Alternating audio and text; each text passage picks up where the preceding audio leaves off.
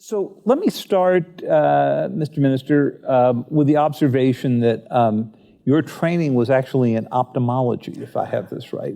Yes, a long time ago. Which explains why Singapore we rely on to be so far-seeing in our relations with our. Sorry about that. In our relations with Asia, but why don't we just start off just with the purposes of your visit? How you sort of captured this moment, not only in U.S.-Singapore relations, but in the U.S. relations more broadly in Asia. The president obviously just came back from the G7 in Hiroshima, and what he had hoped to be, but did not come to be, a visit down to the Pacific Islands in Australia. Well, first thing to notice is that Singapore is incredibly small. Imagine Manhattan having to be independent. I know some people. There are many people in the United States who think that would be a good idea. Well, I would say it is a very challenging proposition to run. So I would say three reasons. First, the United States has been an enduring and very close partner for Singapore in our almost 6 decades of independence. That's the first point. The second point is that, at least in our view, the United States is a Pacific power, and we much prefer, and we hope that the United States remains engaged in the Asia-Pacific for the future, going forward. The third point is that we are also at a stage in world politics. The zeitgeist is against globalization, free trade, supply chains that are extended. And you need to understand from a Singapore perspective, being small, being open, and trade is 3 times our GDP. This kind of political zeitgeist is a challenge to our existence and to our formula for relevance in the world in the last 6 decades. So there are quite a lot of issues which are on our mind. And I'm here first because the United States has been a very close partner. If you look in terms of trade, you look in defense, you look in emerging areas, climate change, cybersecurity, outer space, artificial intelligence. These are all areas which we need to focus on, which we have had a really productive relationship with the United States on. We want to continue. On defense, for 33 years, we've had a memorandum of understanding on the U.S. use of facilities in Singapore for its military. Sad to say I'm so old that I covered it when it was actually... Yes, in 1990. That's right. Right? And, we are the second largest alien force on continental United States land. And that's a vote of confidence and trust in us, which we do not take for granted. Clearly, we also have access to U.S. defense technologies, a case in point being the F-35s, which we've ordered a dozen of. So, the economic, the defense ties are very, very close. And I would say, although we're not a treaty ally of the United States, we are in a category of one called a major security cooperation partner. And I think the United States will find no more forward-leaning, reliable supporter and partner in Southeast Asia as Singapore. And that's not just a form of words, but in terms of proven actions over decades. Let me press on that. If we had American officials here, I'm sure they would agree with everything that you have just said. And yet, just a few weeks ago, I was with one of your colleagues, another longtime diplomat, Singaporean diplomat, who said that their biggest concern right now is that the way the world is going, Singapore is being increasingly asked to choose sides. And the warning that they gave was, don't make us choose sides between China and the United States. Now, if you ask U.S. officials, they would say, yeah, we're not asking you to choose sides. We're perfectly happy to have Singapore and China to be huge trade relationships, including in high technology, except in the area of defense, of national security, where there's no choice but to choose sides. So walk us through this a little bit. Well, let me take a step back. And I've been foreign minister since 2015. And obviously, that means being a regular visitor, both in Beijing and Washington. So this year alone, been to Beijing twice. My first trip to Washington this year, and there will be other trips. And the first point I would make is both sides have taken great pains to keep telling me, we're not asking you to choose sides. So take those statements for what they're worth. I will. Right? But actually, if you take a step back and zoom out on a strategic scale, if you go back to the 1965, when Singapore had independence thrust upon us, as luck or strategic choice would have it, we were non-communist. This is a time, Korean War, Vietnam War, the communist insurgency in Southeast Asia. We happen to be on the non-communist side. And if you think about America's role in Southeast Asia then, America gave non-communist Southeast Asia time and space to prove that open economies, the growth of multinationals, global supply chains, economic integration, globalization worked. And it's no accident that Singapore was a major beneficiary of this. Together with the other Asian tigers, Hong Kong, Taiwan, South Korea, of course, Japan ahead of us, but really the ultimate and the biggest beneficiary of the post-World War II Pax Americana was actually China. In the last 40 years of reform and opening up, China was able to uplift hundreds of millions of people out of poverty, competing and operating basically in a multilateral rules-based system, which to a large extent had been envisioned, underwritten by America. So that's, you go back to the 60s. By the time the Berlin Wall came down and the fracture of the Soviet Union, I think there was a brief interlude of unipolarity. But actually, if you zoom out in terms of decades and centuries, the world has always been multipolar. What has made the United States' role unique was that in the last 2.5 centuries of the Industrial Revolution, it was really the United States that was the ultimate beneficiary, the ultimate heir of the Industrial Revolution. And the story of Asia in the last 2 centuries was that Asia missed the Industrial Revolution. That's why we're all speaking English today. But as we emerge into the 21st century, everyone is now operating on the same technological application stack.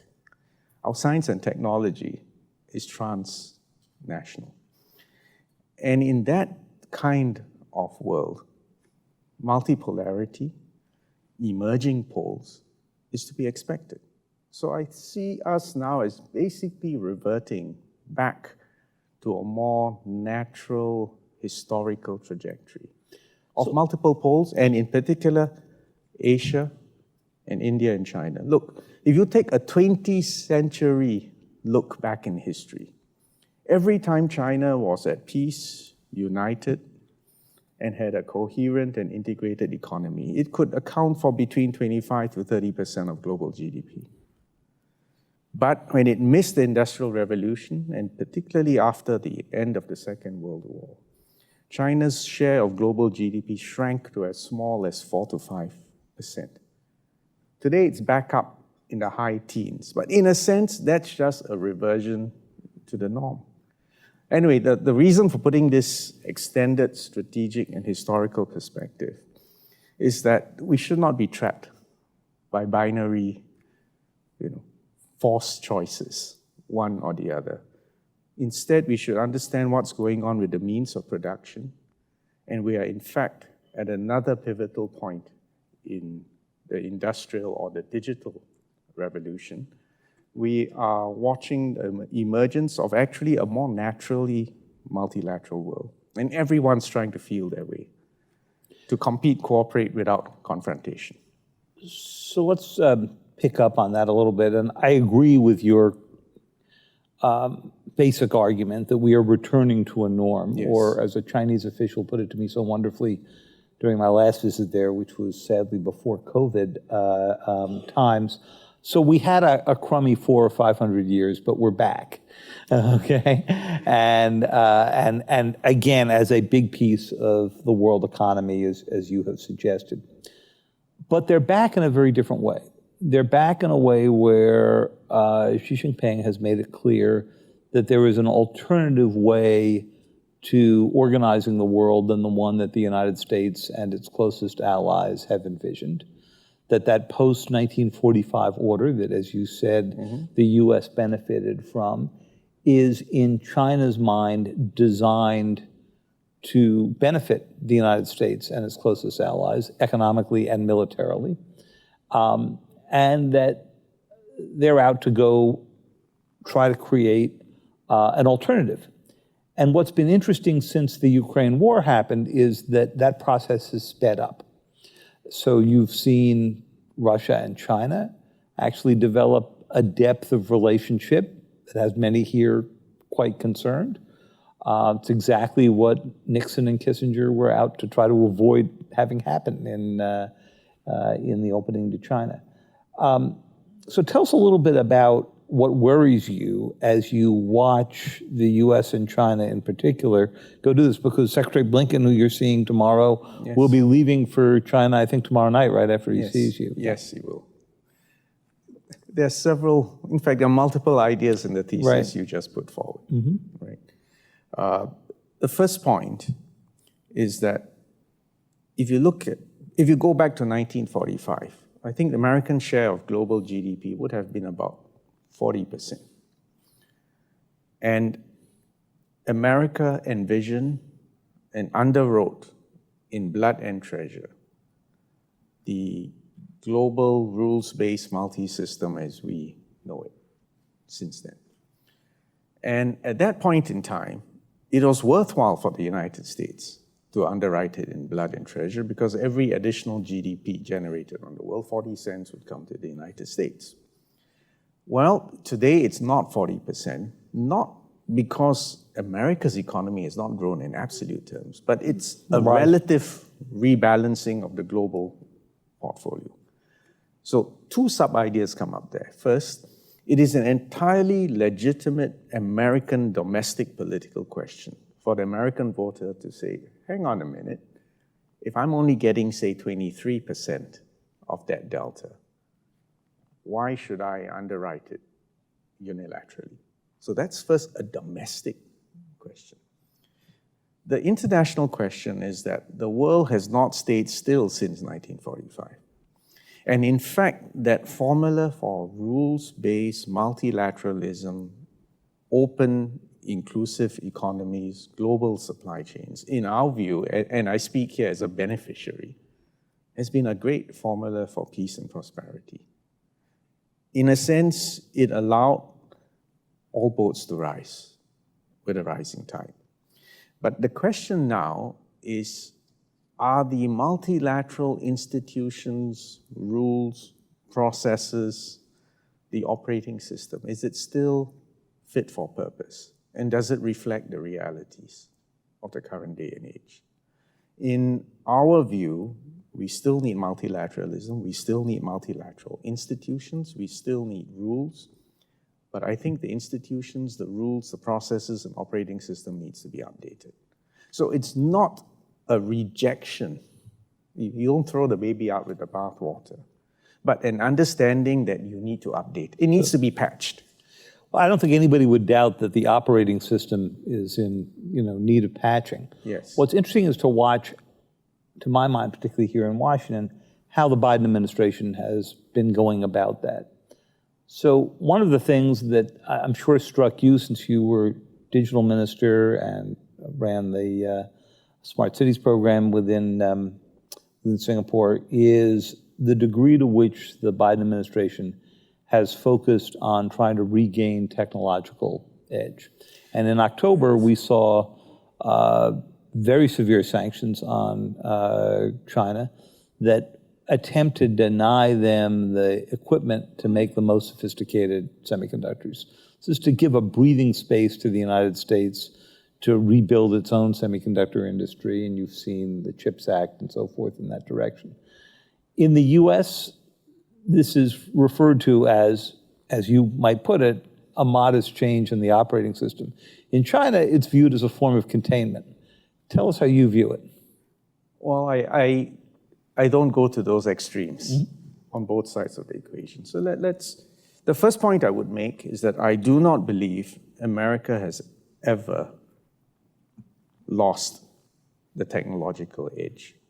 I believe America is still ahead. It's no accident even today, if you look at generative artificial intelligence, America's ahead. So I think, you sometimes have to take a realistic assessment of the situation and say America was ahead, America remains ahead. But the second point is that because we've been operating on that common technological stack, and it has been characterized, at least in the last 7 or 8 decades, by openness, by competition, by open standards, and by common rules, it has enabled other competitors to narrow that relative edge. And is that a design feature or a bug? I think it's actually a design feature, that everyone works, innovates, improves, and elevates the performance of the global economy using the latest technologies. And as I said, the real revolution now is in the digital and cyberspace. Right? So I'm saying that, in fact, is to be expected. And all continental-sized economies, and China is one example, India is another example, as long as you embark on a catch-up, you can see considerable upside in the economy. And that's what has happened in Asia, in the global south, in the last few decades. Now, having said that, are there national security concerns? Does America worry that this is another Sputnik moment? Again, if you go back into the history of the transistor and the digital age, in fact, it's no accident that one big political and economic incentive for the transformation of the chip industry in America was the Sputnik moment, when they suddenly realized that there was a Russian moon circulating the globe. And that moment galvanized America. Regardless of your views on industrial policy, the fact is government, the private sector, the research and academic sector all focused their minds, and the chip industry as we know it took off. And this is going back to the late 50s, mid-60s, right? Well, started as the space revival, but the space revival drove the semiconductor revival. Yes, it did. That's a big part of the early impetus. But even if you go back to the 60s and 70s, and if you ask the companies then, the Texas Instruments, I think Fairchild Semiconductors, That's right. It didn't take very long for the majority of their contracts to be civilian rather than military. And that led to the other transformation of the global economy, and we are watching the results of that transformation back then. So fast forward to today, if you have a new foundational technology, does it have military significance, national security? The answer is yes. Would the focus or the anxieties in the name of national security in fact spur the development of the ecosystem, including questions of resilience, questions of some element of self-sufficiency, although that's not possible to attain in the complete sense of the word? And I would say that's to be expected. But having said that, do you think we're going to stop there, and that the real stimulus, the real imperative for development, say in artificial intelligence, is going to be confined to military use? I don't believe so.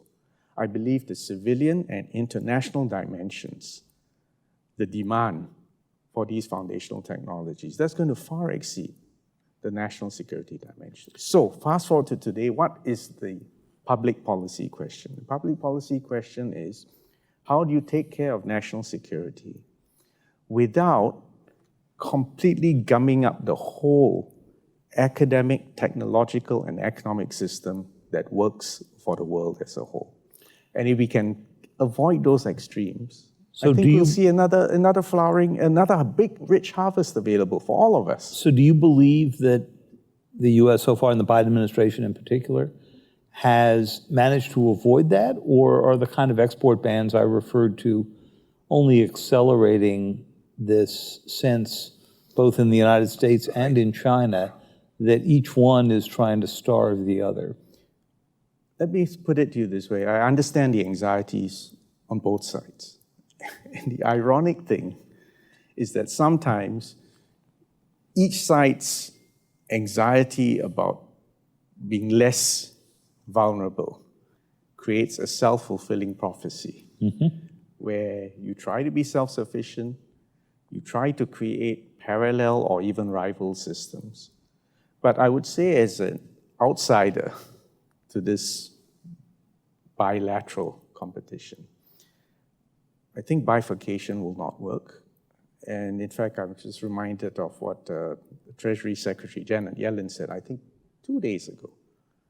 She said, I'm quoting her, I think she said, we have gained and China has gained from a system of trade and investments that is as open as possible, and that any attempt to decouple would be disastrous, unquote. I think her statement has great resonance in Southeast Asia. And in fact, to be fair, if you parse the comments of all global leaders in the last few months, everyone has retreated from the word decoupling.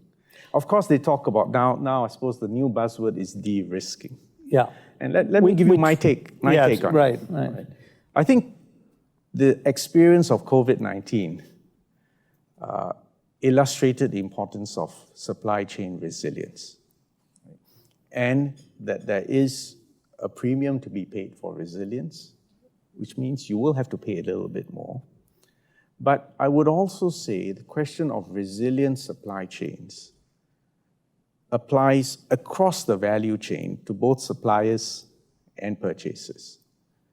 And there is a premium to being reliable, predictable, transparent, and having a system in which everyone plays by the rules, there is sanctity of contract, and thereby you create a system which is less inflationary, less disruptive and divisive, and one in which we all actually gain by working together. So the argument I'm making is that there is still space in the middle for an updated multilateral rules-based system with economic integration, open and inclusive, rules-based, and access to peaceful resolution of disputes, contractual or even military for that matter.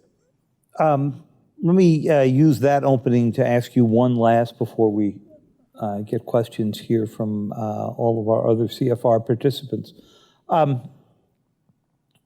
President Biden likes to celebrate the fact that NATO, European countries, Japan, South Korea, others, have really joined together in trying to help Ukraine push back on the Russians. They've been deeply suspicious of efforts by China, chiefly, to step in with some kind of armistice, if not peace accord, that would allow Russia, perhaps, to continue to occupy parts of Ukrainian territory. And yet we've probably seen about 100 nations, many of them your neighbors, to some degree Singapore itself, not want to declare themselves very hard on condemning Russia or openly joining too heavily in many of the sanctions activity, arms activities, and so forth. So tell us a little bit about how you see how the Ukraine war has divided the world and what we should make of the countries that have been largely on the fence so far.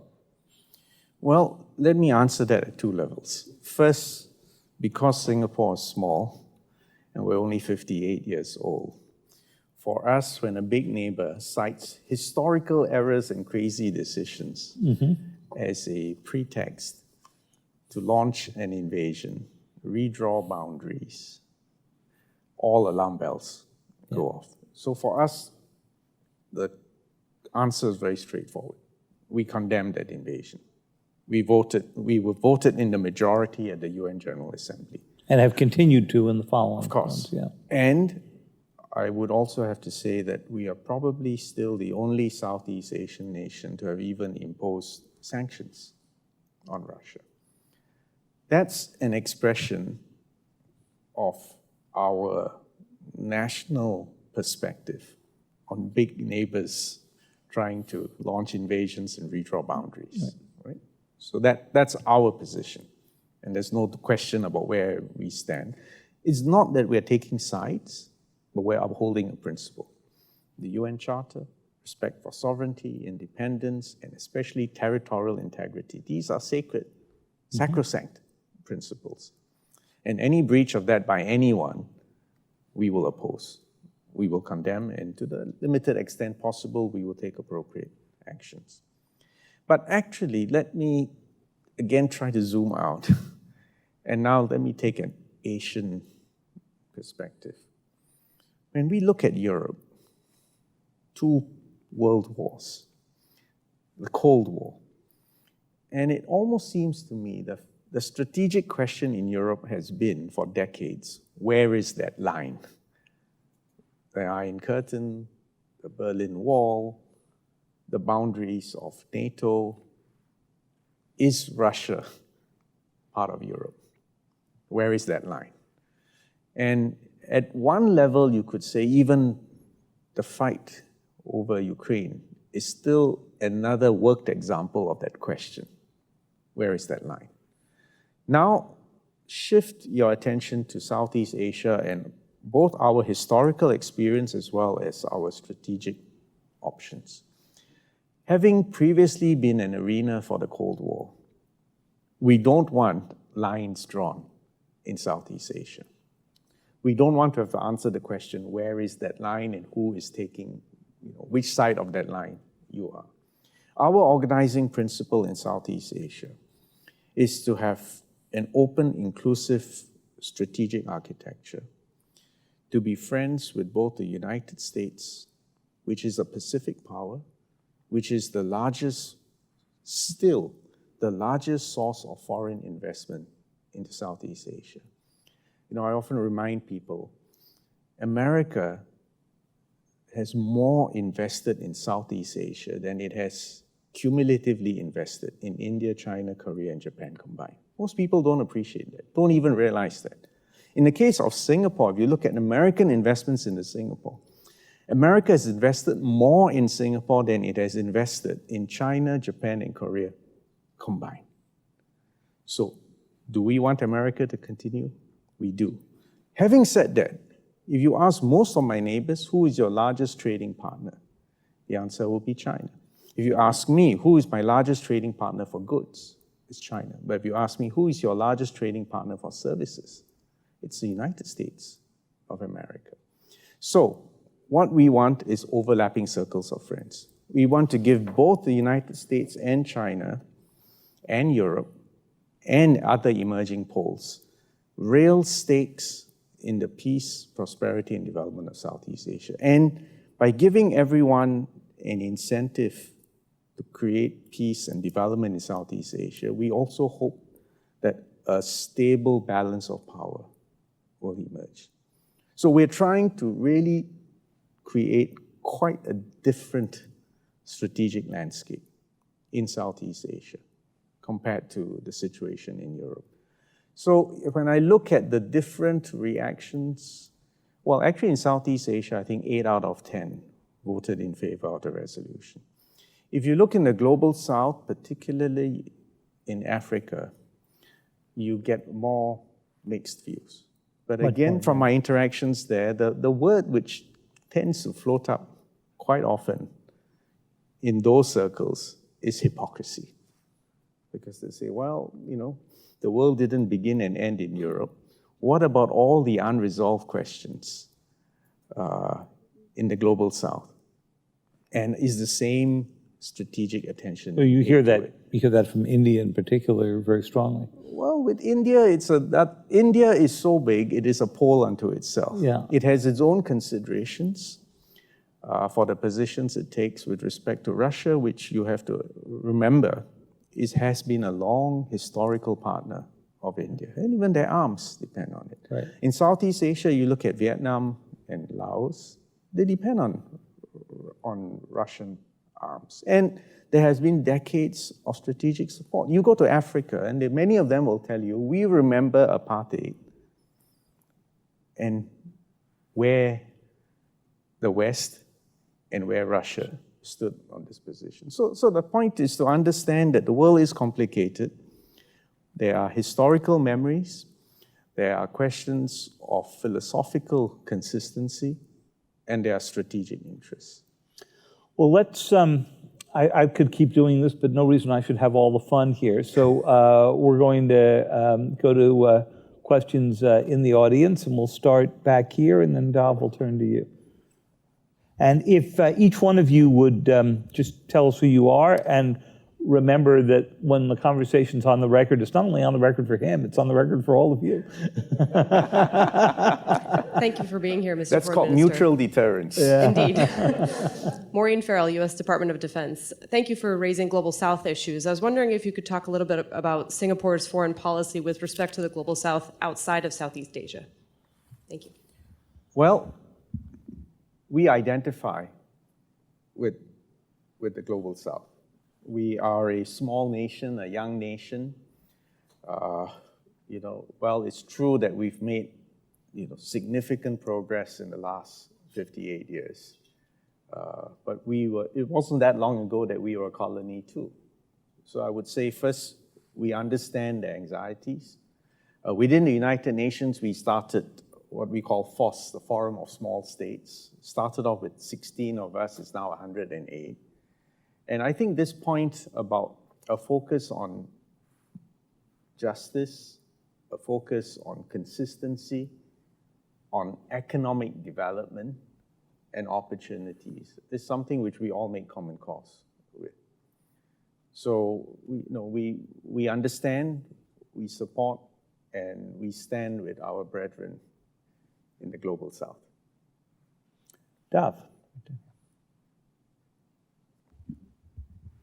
Thanks very much, Dov Zakheim, CSIS and CNA.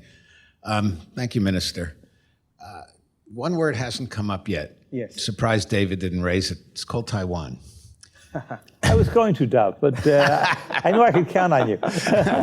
Thanks, David. I remember years ago, during the last Taiwan Strait crisis, you folks played an important role. I know about that because I was involved in that in some ways. There's a lot of sense here in Washington that if it's not 2027, it'll be 2028, or it'll be sometime soon that China attacks Taiwan. On the Chinese side, they're clearly buzzing our aircraft, flying too close to our ships. What's your sense of, are we really that close to some kind of confrontation, or is this more hysteria, maybe on both sides? Well, the Secretary of Defense, Lloyd Austin, was in Singapore 2 weeks, just a week ago. And I hope I'm not misquoting him, but I think he said, it's not inevitable. And that's worth parsing carefully. First point, are we worried about the situation there? Oh, yes, we're worried. It's a short fuse, and if something was to really explode in Northeast Asia, it would be somewhere in that point. But again, it's not inevitable. And therefore, the question is, what more can both China, Taiwan, and the US do to head off the unthinkable and that's worth spending time figuring out. Let me just give you a few perspectives from Singapore. First, let me just state for the record, we have our One China policy. We are opposed to Taiwanese independence, and we're also opposed to any unilateral attempts to change the status quo. Or the other way of putting it is that we hope there will be peaceful resolution of the differences. How that will happen or when that will happen, we don't know. But peace is the paramount objective. Is it possible for China, Taiwan, and the US to maintain the peace while dealing with all the strategic ambiguities and sometimes even contradictions? I think as diplomats, we all try to hold contrarian thoughts in our minds at any one time and not to let that dissonance spill over into aggressive or precipitate action. So we're all hoping for the best. I am really glad that Tony is going to China shortly, not because that will resolve all the differences, but because conversations and honest to goodness, looking to each other's eyes, shaking hands, explaining each other's perspectives and anxieties is essential. It is essential but not sufficient to resolving problems. But I do know that if that dialogue and those engagements do not take place, we'll be in trouble. I should also say from direct upfront observations, because I've accompanied my Prime Minister over the few years and even more recently in his interactions with both President Biden and President Xi. I can actually state, at least from my view for what it's worth, that both presidents are not spoiling for a fight. But both presidents have domestic political considerations and international credibility to protect. Can I jump in on the international credibility? You saw President Biden 4 times say that the U.S. would actually intercede with its own forces if there was an effort to resolve this issue with military force, something he has not done in Ukraine. He's been very careful not to do in Ukraine. How did you read those comments? Was that an effort to restore the strategic ambiguity you mentioned? Well, it's not for me to try to pass the individual comments of the President of the United States. But let me take a step back and above this, which is that it was the genius of Nixon and Henry Kissinger, Mao, and Zhou Enlai 50 years ago to create sufficient ambiguity to deter both unilateral action and military action, and also deter a flight to independence on the part of Taiwan. And that actually should go down in the annals of diplomatic history as an incredible achievement. Now, 50 years down the road, clearly the strategic balance, the military balance, and the zeitgeist of the times have changed. And what it really calls for is both sides, again, have to find the way to thread the needle so that you have enough deterrence against unilateral actions and also enough deterrence against independence. So I try not to overreact and overread, but I try to assess what are the intentions behind the statements and the actions on both sides. And what I'm saying is I think both sides still do not want to go to war, but they are also trying to keep this balance between achieving dual deterrence.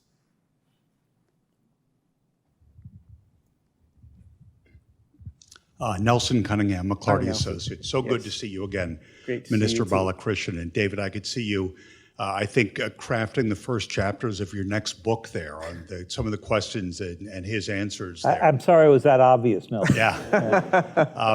But I'm not sure I gave him any joy. Yeah. And the questions were, your questions, David, focused, as they should have, I think, on China, U.S., China. Secretary Blinken is heading to China after he meets with you. But next week, Prime Minister Modi of India is coming to Washington for a state visit, one of the very few state visits that President Biden, in a time of COVID and post-COVID, has granted. Singapore is literally in the middle of China and India and the United States. You trade with everyone, you see everyone's economic activity. How does Singapore view I'd call it the rise of India, but the attempt by India to be a replacement for China, a new heartland for investment, a new heartland for commerce? Does it seem real to you all being right next door there? It's your read, not just on U.S., China, but your read on India and the role it plays commercially, also with China and the U.S. That's another excellent question. And again, I am going to preface my comments by saying I'm reflecting the views of a tiny city-state. I mentioned just now America is the largest foreign investor in Singapore. If you ask the Indians, who is a major source of foreign investment into India, you'll find Singapore on that short list. If you go to China and you ask who is the major source of foreign investment into China, you will also find Singapore on that short list. If you ask the Commerce Department, they'll say, well, in Asia, after China, Korea, and Japan, Singapore is number 4, the investor in the United States. So I would say, don't judge by my words, but just follow the money trail. Obviously, we believe that we wouldn't invest in these places unless we believed that there was real potential. So yes, India has now a population which already has or will overtake that of China. It has the most favorable demographics for a continental-sized economy. Its position or its ability, especially in the digital economy, we all know it's got great potential there. So do we see India rising as one more pole in a multipolar world? Clearly. Is it good that India is now exploring strategic and economic opportunities with America? It's good, because in fact, if you go back to the 60s, you will know there was a time when India would in fact identify more closely with the Soviet Union rather than the United States of America. So we welcome these moves, but again, from a Singapore perspective, if there's peace and there's no war between the United States and China, and India continues to grow and extends its own economic reach and engagement across the world, we are very happy because we are exquisitely placed to benefit from such a world. Does Prime Minister Modi's increasing, I wouldn't want to say necessarily authoritarian tendencies, but certainly tendencies to crack down on a free press, on political opposition, concern you? Because you're going to hear a lot in the next week here about world's largest democracy, but we also have a president who is talking about the conflict between democracy and autocracy, and they're not going to necessarily be the greatest example. Well, here's where I have got to choose my words carefully. In Asia, we believe in diversity, and that diversity extends beyond race, language, and religion, but also in political diversity. To be honest with you, we get a bit uncomfortable when foreign policy is couched exclusively in terms of ideology or this juxtaposition between democracy and autocracy, good versus evil. but it's a practical rather than a philosophical objection to pursuing foreign policy on that basis. Because if you approach it this way, there's no room for there's no room for a landing zone, because it's one or the other, good versus evil, black versus white. We think this is a formula which in fact creates more tension and doesn't solve things. So it's better for us to be able to hold contrarian thoughts in the same mind, and for us to accept that there will be diversity, including diversity in political forms in each country. And really it is up to the people of each nation to decide what their political structures will be. I mean, there's an ongoing debate even within the United States about your political system. We've noticed, yes. We're all evolving, right? Yeah. And I think we should not rush to judgment, and we should all take a step back and understand what are the meta forces applying and find a landing zone. All right, thank you.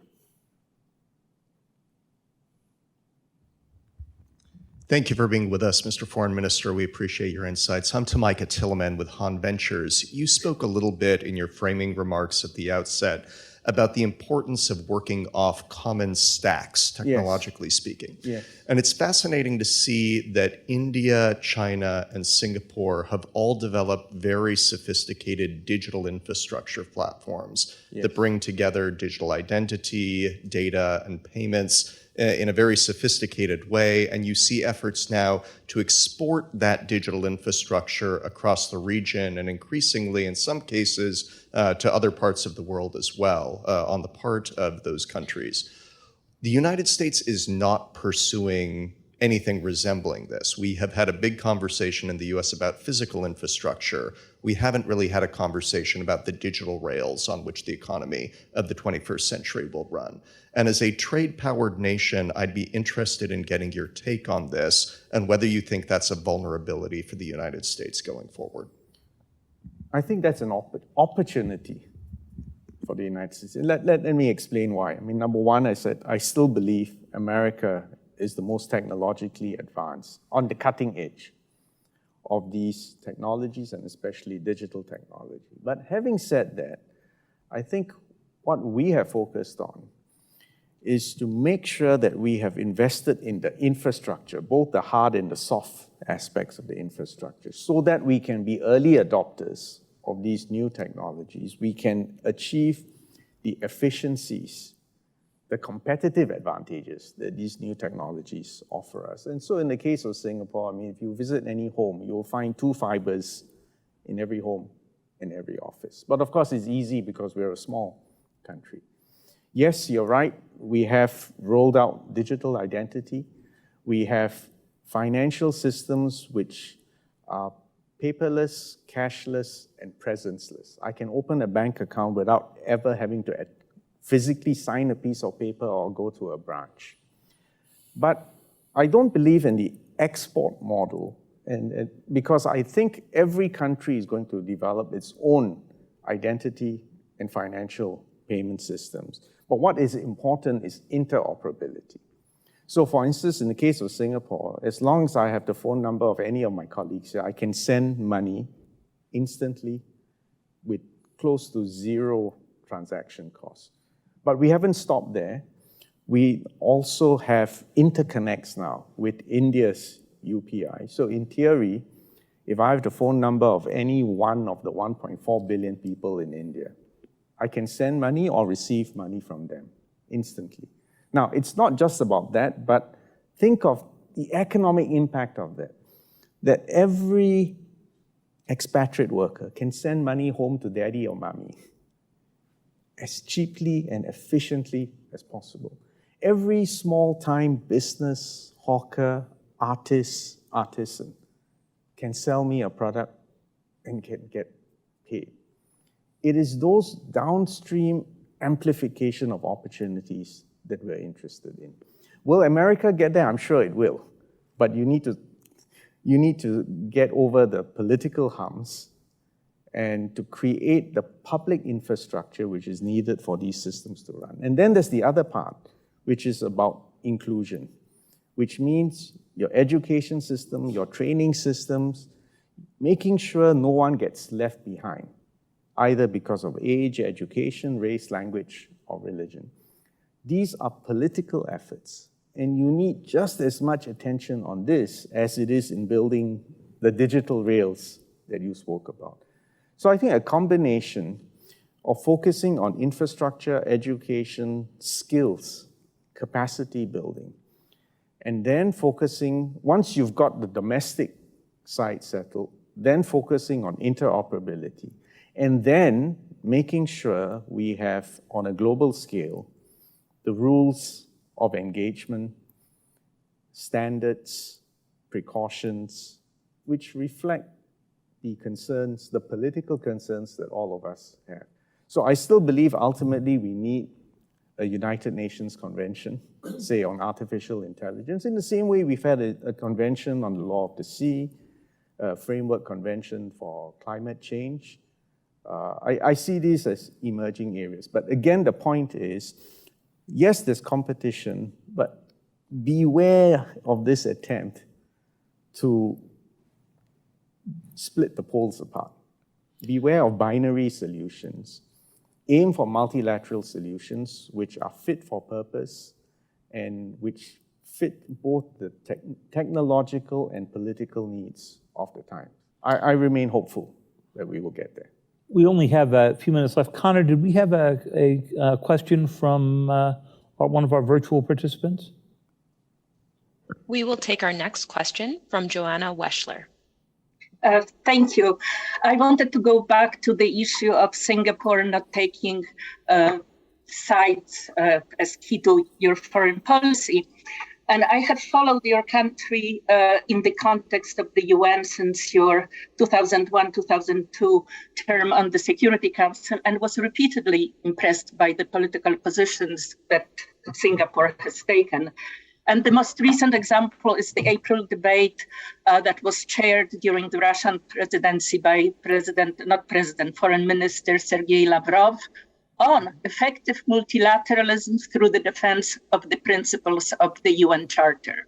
And only some speakers cautiously alluded to the irony that Russia would be talking about the subject, given what it is up to in Ukraine. And Singapore, early on in its intervention, suggested finally that everyone stop avoiding the elephant in the room. Yes. And then gave one of the most relevant speeches in this debate. So I would like to ask you whether not taking sides means that you have the freedom that those taking sides perhaps don't have or are afraid to use. Because we are small and vulnerable, and yet friends with everyone, with equities across the world, we have to be very careful in what we say or do. But being careful doesn't mean, checking out your brain or your values at the door. So we have a habit of calling a spade, but of course we say it diplomatically. When I say we don't take sides, it's actually a philosophical approach that we avoid issues in binary terms. You will find that we always go back to first principles. So in the case of Ukraine, the first principles, the UN Charter, territorial integrity, and that, the irony is that the Security Council, and the Security Council, for better or for worse, has got 5 permanent members with the veto power. It's supposed to be the paramount body providing peace and security for all of us, especially the little guys. So we express our views clearly, unambiguously, diplomatically. But I would also say, if you pass our diplomatic record over the past 58 years, there have been times that we've said no, and we've even voted against the United States. We do say no to China from time to time. We clearly have said no to Russia this time around. And there will be others for whom, depending on the circumstances, we will have to say no to. But we do so in a way that is not personal, that is not ideological, but based on principle. And in a sense, actually Singapore's foreign policy on most issues is almost boringly predictable. We like being boring and being predictable. In fact, we think that's a competitive advantage for us. Perhaps that's the only role that we can play. I can think of several. We have just a minute to get in one more question. I see we have one more from one of our virtual participants. We'll ask for a quick question and quick answer. We will take our next question from Daniel Mandel. No pressure on the last question. I'm Daniel Mandel. I'm a Council on Foreign Relations term member and just recently completed an International Affairs Fellowship in Japan through the CFR. And I'm wondering about Singapore's role in the world going forwards. You've mentioned the context of the changing world that you spoke of. What is Singapore's role on the world stage? Does it see itself as a leader or a first actor in any particular region or issue? And as a small country, what do you think are Singapore's unique or comparative advantages that it can bring to efforts to address the many issues that we're facing, from great power rivalry to climate change? No, we take a far more realistic and humble view of ourselves. There is no specific role that Singapore can claim to take a lead on. Because for small nations, if you look in history, even if we disappeared, the world will carry on without us. So we never assume that we are naturally taking a leading position or necessarily salient for the world. In fact, we start from the basis of constant anxiety, whether we're relevant, whether we're useful, whether we're competitive, and whether we can make a difference by making common cause, and whether we can support a world based on multilateralism, a rules-based system, a world in which there's economic integration, global supply chains, a world in which we can share and work collectively on improving the technological stack. So that's how we see our role, that we have to be helpful, to be constructive, and to be relevant, not because we think we're so smart, but because only the paranoid survive. And for small countries, this is what we have to do. So it is not a matter of trying to be in your face, but I'm just trying to be relevant and helpful. Well, Mr. Minister, I've had the pleasure of interviewing many people on this stage, but I think you're the first representative of a significant power who's come to the CFR and said, if we disappeared, the world would carry on without us. So yes, it would. An act of great national modesty. I want to thank you for your comments. I want to thank all of you for your questions. And I want to really thank you for your candor along the way. I found, as a correspondent in Asia for many years before you came to office, that going to Singapore was refreshing, not only for the food and the atmosphere, but for a really remarkable perspective on Asia and the world. So I thank you for sharing that with us today, and I wish you luck in the rest of your trip, and thank all of you for coming.